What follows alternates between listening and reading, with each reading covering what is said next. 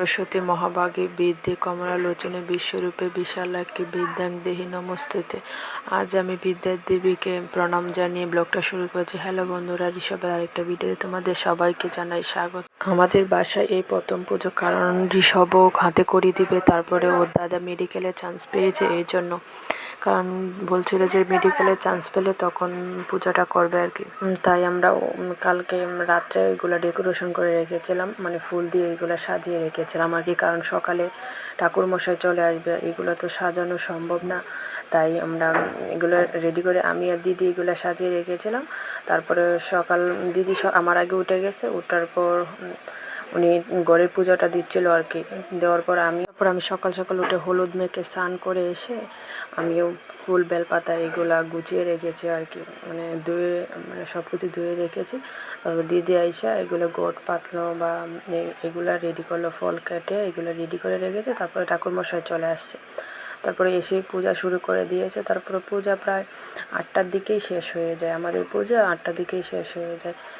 শেষ হোক আর ঋষভকে জিজ্ঞাসা করছিলাম কি পূজা হচ্ছে, আর ও বলছিল যে সরস্বতী পূজা হচ্ছে। আজকে কি তোমার, আমি ওকে জিজ্ঞাসা করছিলাম আজকে কি দিবে তুমি, হাতে করিয়ে দিব, আমি আজকে লিখবো, ওইসব আর বলছিল।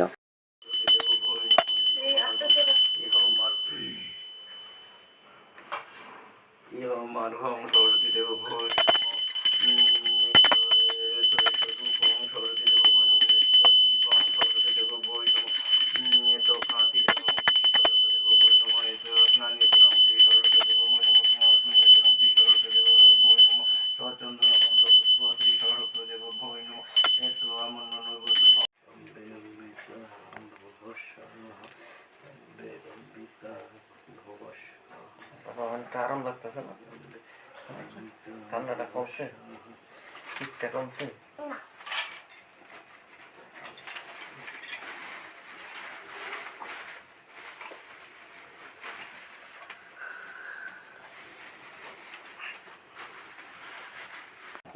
বসিন্দারা ফুটা দেন,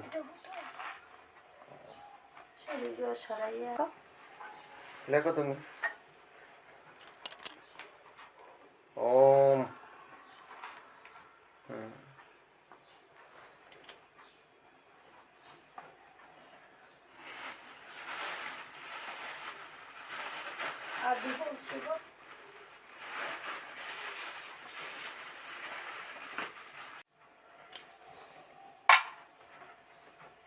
ওম সরস্বতী নম।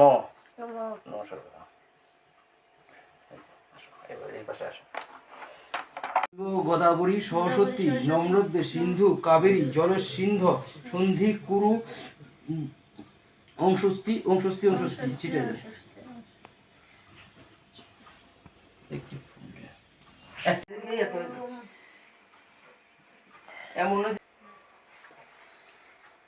লেখো লেখো লেখো,